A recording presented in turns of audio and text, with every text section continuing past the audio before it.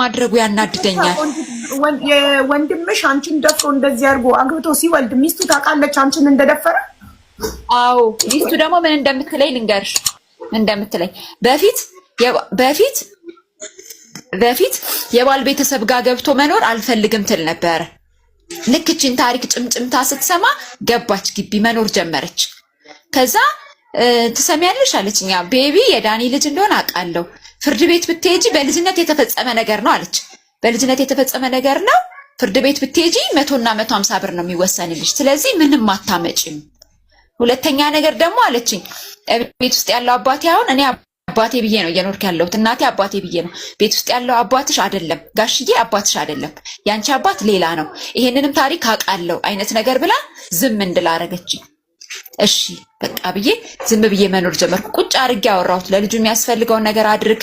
ሁሌ እንጣላለን፣ ሁሌ ድብድብ ነው።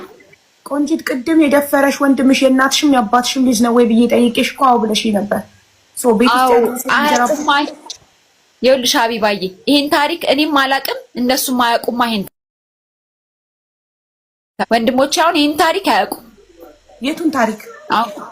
አሁን ለምሳሌ የወንድሜ ሚስት ከሌላ አባት ነው የተወለድሽው የሚለውን እነሱ አያውቁም። እንኳን እነሱ እኔ ራሱ አላቅም ነበር። ግን እውነታው ነው አንቺ አባትሽ እሱ አይደለም፣ ቤት ውስጥ ያለው ሰው አይደለም። እነሱ ሰውየው ከዚህ በፊት ቀርብ ያናገርኩት ስነግረው እናትሽ እንዲህ ብላኛለች ነው እንጂ በምርመራ የተረጋገጠ ነገር ምናምን የለም። ደግሞ እውነተኛ አባቴ ቢሆን የደፈረሽ ወንድምሽ ስሙ ዳንኤል ነው? ዳንኤል ተክለሃይማኖት፣ ቆንጂት ተክለሃይማኖት፣ እስክንድር ተክለሃይማኖት፣ ፋሲካ ተክለሃይማኖት ተብለን ነው የምንጠራው እንጂ እኔ የተለየ አባት እንዳለኝ አላውቅም። እሷ ግን ጣልቃ ገብታ በመሃል አንቺ አታውቂም። ኦኬ አንቺ የሌላ ሰው ልጅ ነሽ፣ ስለዚህ እንደዚህ ቢሆን ሲስተማ ነው። ሁለቱም አየር መንገድ ቦሌ ጉምሩክ ነው የሚሰሩት። እኔ ከእናንተ ብራችሁን አይደለም የፈለኩት። አትሊስት አይዞሽ በሉኝ። ልጅነቴ ተበላሽቷል፣ ህይወቴ ተበላሽቷል። ሁሌ ደግሞ አዲስ ዓመት ሲመጣ እንጣላለን ከኔ ጋር። በቃ ልጄን ትምህርት ቤት አስገቡት፣ የሚያስፈልገውን ነገር አግዙኝ ስል ሁሉም ተነስቶ ይመቱኛል። ሁሉም በቃ የመጀመሪያ ወንድማችን እህቴ ሞታለች ብዬሻለሁ። የመጀመሪያው ሁለተኛ ወንድሜ ይሄን ታሪክ ካወጣሽ መጀመሪያ እኔ ነኝ የምገልሽ፣ ይሄ የልጅነት ታሪክሽ ነው፣ ዝም በይ ብሎ አንገቴን አንቀውኝ እንዳላወራ ማውራት እንዳልችል አድርገው ይለቀውኛል። ከዛ ወንድሜ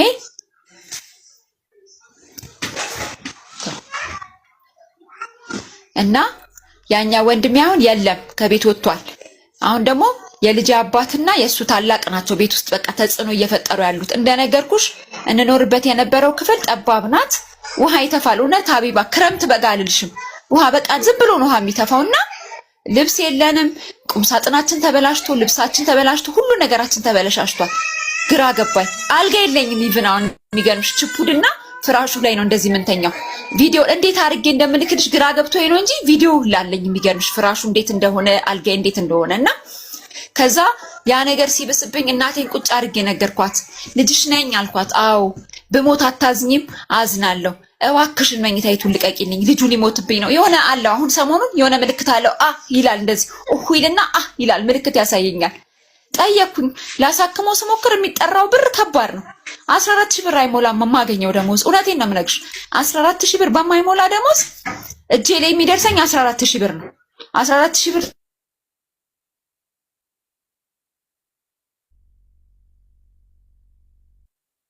ተቀብዬ የኢዲዲያ መድኃኒት አለብኝ 3000 ላይ ልጄን ካገዝኩ ነገ እንደዚህ አይነት ኦቲዝም ልጆችን ካገዝኩኝ ብዬ ስፔሻል ኒድ እማራለሁኝ። ትምህርት ኮተቤ ነው የምማረው።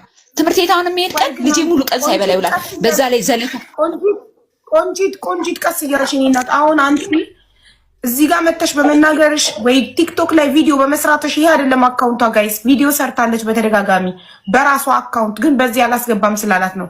ይሄንን ላይቭ ሪከርድ ምናምን አይተው ሊጎዱሽ አይችሉም። ለህግ አመልክተሻል? ሚዲያ ላይ ወጥተሽ ታውቂያለሽ? ከዚህ በፊት በቲክቶክ ወጥቻለሁ።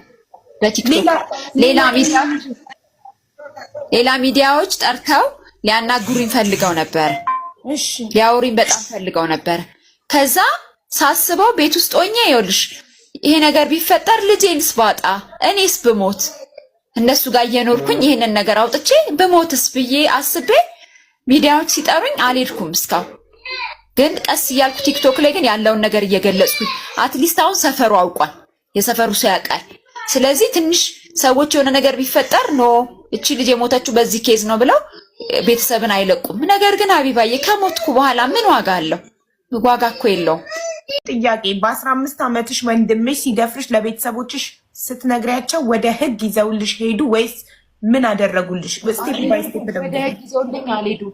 የድሮ ቤተሰብ ታውቂዋለሽ፣ የቤተሰቡን ክብር ስለሚፈልግ ሚስጥር ነው ያደረጉት። ሚስጥር አድርገው ጸጥ ብለው እንዲወለድ የተደረገ። ዝም በይ ተባልሽ አይደል? ዝም በይ ተባልሽ።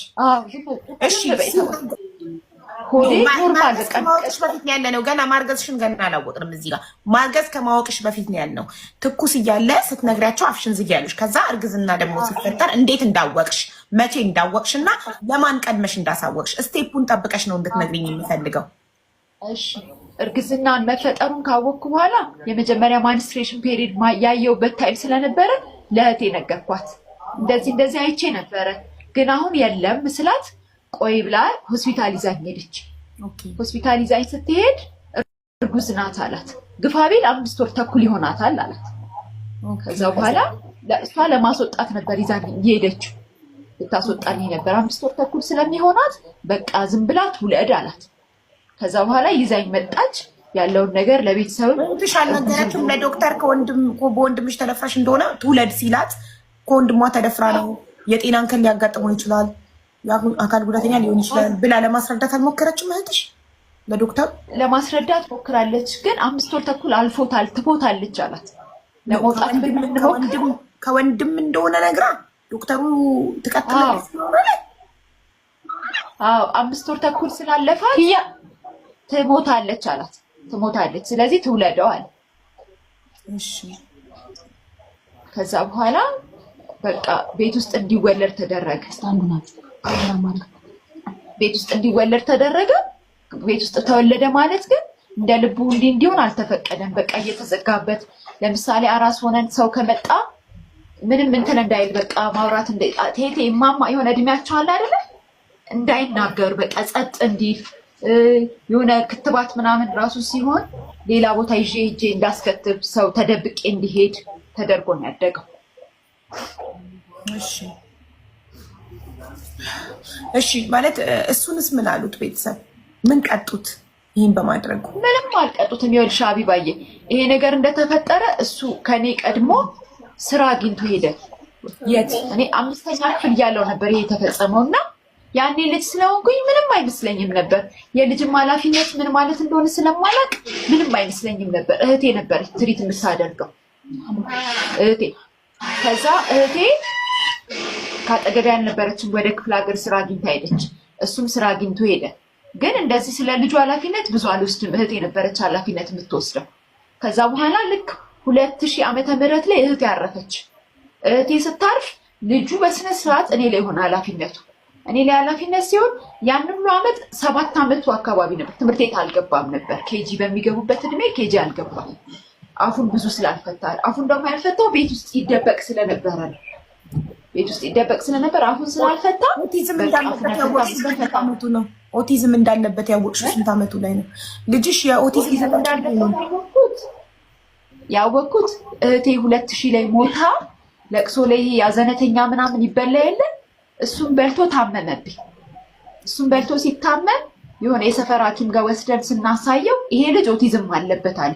ኦቲዝም ምን እንደሆነ ምን አይነት ምልክት እንዳለው እኔ አላውቅም። ከዛ ወደ የካቲት 12 ሆስፒታል ሪፈር ጻፈልኝና ይዤ ሄድኩኝ የካቲት 12 ሆስፒታል። እዛ ስወስደው እንዴት ነው ያደገው አስተዳደጉን ንገሪኝ ሲለኝ ቤት ውስጥ እየተዘጋበት እንዲህ እየተደበደበ ያለውን ስቴፕ በሙሉ ስነግረው ታዲያ ምን ኦቲዝም ነው ትይኛለሽ? እናንተ ናችሁ ልጁን በሽተኛ ያደረጋችሁ። ስለዚህ ምንም አይነት መድኃኒት አልሰጠውም፣ እያደገ ሲሄድ ይለቀዋል አለ።